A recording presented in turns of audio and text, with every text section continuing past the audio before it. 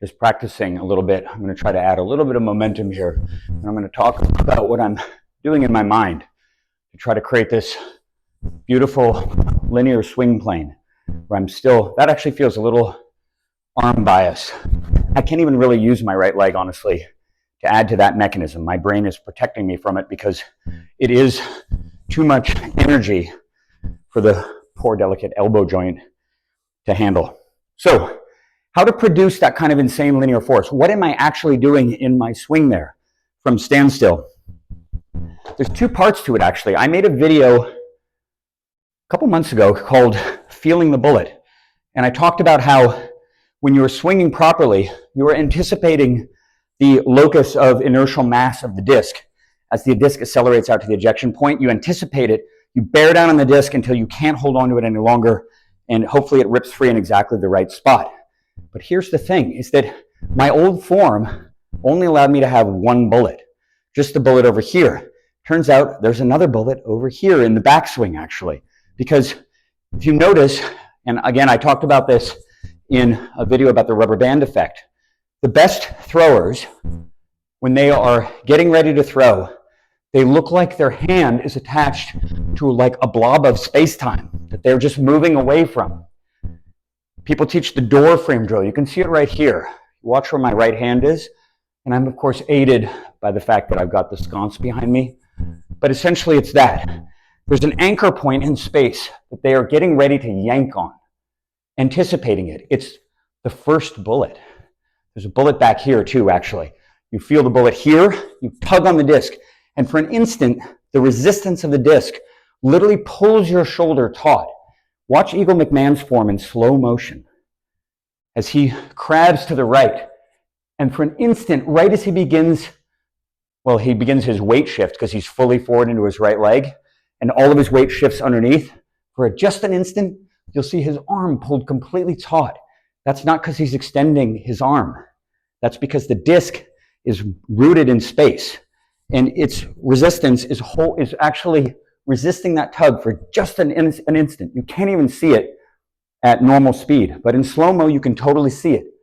The disc pulls his arm taut for a second, and then in like 2 frames, it accelerates up to 80 plus miles an hour and disappears, gaining incredible amounts of weight all throughout that whole swing out to the second bullet. There's a bullet back here. So when I'm throwing super hard like that, that's actually what I'm thinking about. I'm thinking about being on my right leg. Again, my weight distribution, because I'm going to be a little bit mobile, a little bit sway. My weight distribution is like 90-10. I'm here. Now it's probably closer to 65-35. And I feel the bullet here. I'm anticipating grabbing onto that resistance and yanking on it, keeping my head steady and pulling the disc, palm down, elbow up, which is much more of a consequence of honestly just trying to feel powerful on it, as powerful as possible. And I am, right before I begin that tug, I initiate that tug with the right leg. The right leg is just a second early. So I go to here, right leg fires.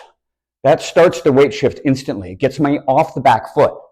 My hips instantly turn forward, well ahead of my upper body, because now all of my weight is forward into the brace, and I don't have any weight on the trailing side. I pull on the disc with this biomechanical advantage the whole time. My left arm, because I'm compressing sideways while I'm standing up, comes in against my body.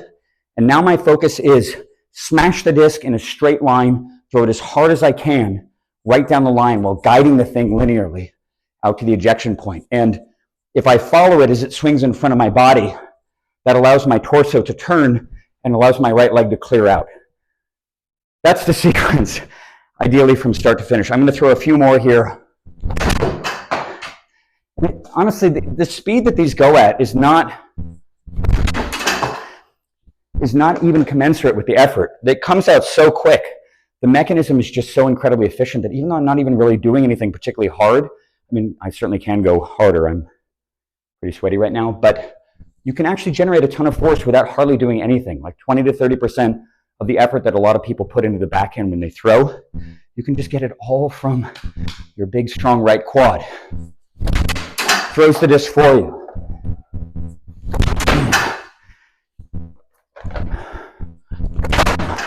So that feels, I feel like I'm pulling on the weight of the disc the whole time through the swing. It feels heavy here. That first bullet accelerates instantly, and I'm just adding until it just whips out of my fingers. I can't even hold onto the disc longer than that. But I am focused on getting the quad into it first. A little quick burst of energy into the ground sends the shockwave through, up into your arm. Arm gains weight, tug on that weight, throw the disc hard. And the more you go sideways, the harder that shockwave becomes. You can add more and more power to it. I'll throw a few hard ones. I have to remember to go with the right leg first. So fast.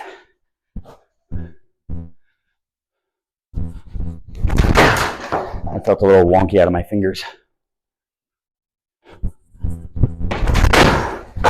I'm going to try moving the disc out away from my body a little bit also into my swing, just to clear up space. You can see in the form of, again, I brought up Matt Orm before, you can generate all the leverage way out in front of your body. It's sometimes more biomechanically powerful to do it out there than up close to your chest.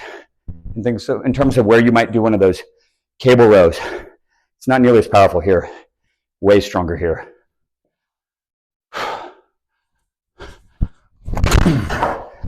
Throw a few more. I have so much time. I just feel like I'm slowly just dropping to the right. Bracing, swinging straight across my body. Activating the right quad just an instant first. Right there.